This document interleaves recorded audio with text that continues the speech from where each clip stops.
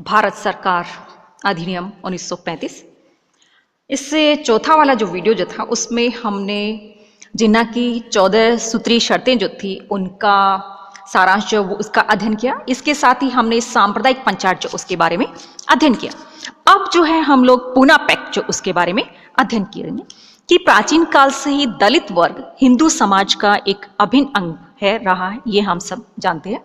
परंतु सांप्रदायिक पंचायत के द्वारा उनको हिंदुओं से अलग करने का काम किया गया था, ये भी हम सब जानते हैं, क्योंकि उनके लिए अलग से निर्वाचन, अलग से बहुत सी चीजें जो रखी गई थी कि सांप्रदायिक पंचायत के द्वारा उन्हें हिंदू समाज से अलग कर हिंदुओं की एकता नष्ट करने के साथ साथ हिंदुओं की शक्ति को कमजोर बनाने का प्रयास किया गया। और ऐसा इसलिए किया गया क्योंकि हिंदू ही ब्रिटिश साम्राज्य के विरुद्ध चलने वाले राष्ट्रीय आंदोलन के कर्ण आधार बने हुए थे। महात्मा गांधी इस स्थिति को सहन करने के लिए तैयार नहीं थे और उन्होंने ब्रिटिश सरकार को पहले ही ये चेतावनी दे दी थी कि यदि सांप्रदायिक पंचायत को भारत पर लागू किया गया तो वे सरकार के इस निर्णय का अपनी जान की बाजी लगाकर विरोध करेंगे। परंतु सरकार ने गांधी जी की इस चेतावनी की कोई परवाह नहीं की, क्योंकि दलितों के मसीहा डॉक्टर अंबेडकर गोलमेज सम्मेलन में दलितों के लिए पृथक चुनाव पद्धति की जोरदार वकालत कर रहे थे और उन्हें वे अब भी अपना दबाव बनाए हुए थे और महात्मा गांधी अपनी चेतावनी पर अड़े हुए थे।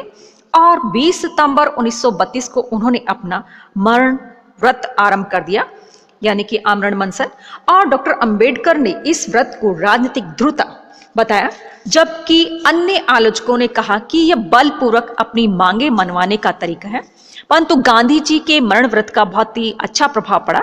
इससे हिंदू नेताओं को हरिजनों का मूल्य महसूस हुआ और स्थिति को ध्यान में रखते हुए पंडित मदन मोहन मालवीय, राजेंद्र प्रसाद, MS राजा आदि नेताओं ने डॉक्टर अंबेडकर से काफी विचार विमर्श के बाद एक समझौता कर लिया और इस समझौते को महात्मा गांधी ने भी स्वीकार कर लिया और 26 सितंबर 1932 को इस समझौते पर हस्ताक्षर हो गए। यही समझौता पूना पैक्ट के नाम से प्रसिद्ध है। और समझौते के बाद गांधी जी ने अपना व्रत तोड़ दिया और ब्रिटिश सरकार ने भी इस समझौते को स्वीकार कर लिया। समझौते की शर्तें इस प्रकार से रही थी कि डॉक्टर अंबेडकर और कांग्रेसी नेताओं के मध्य संपूर्ण यानी कि जो पूना समझौता हुआ था उसमें कुछ शर्तें इस प्रकार से थी कि हरिजनों को अलग से प्रतिनिधित्व जो दिया गया उसको समाप्त कर दिया जाए और हिंदुओं और हरिजनों के लिए पहले की भांति संयुक्त प्रतिनिधित्व को कायम रखा जाए। और समझौते के अंतर्गत हरिजनों को जितने स्थान सांप्रदायिक पंचायत के अनुसार प्रांत में दिए गए थे उससे दुगने से भी अधिक स्थान दिए गए और सांप्रदायिक पंचायत के अंतर्गत हरिजनों को 71 स्थान दिए गए थे, परंतु पूना समझौते में उनके लिए 148 स्थान आरक्षित कर दिए गए थे। दूसरी बात थी कि इन स्थानों का चुनाव 2 अवस्थाओं में होना तय हुआ था।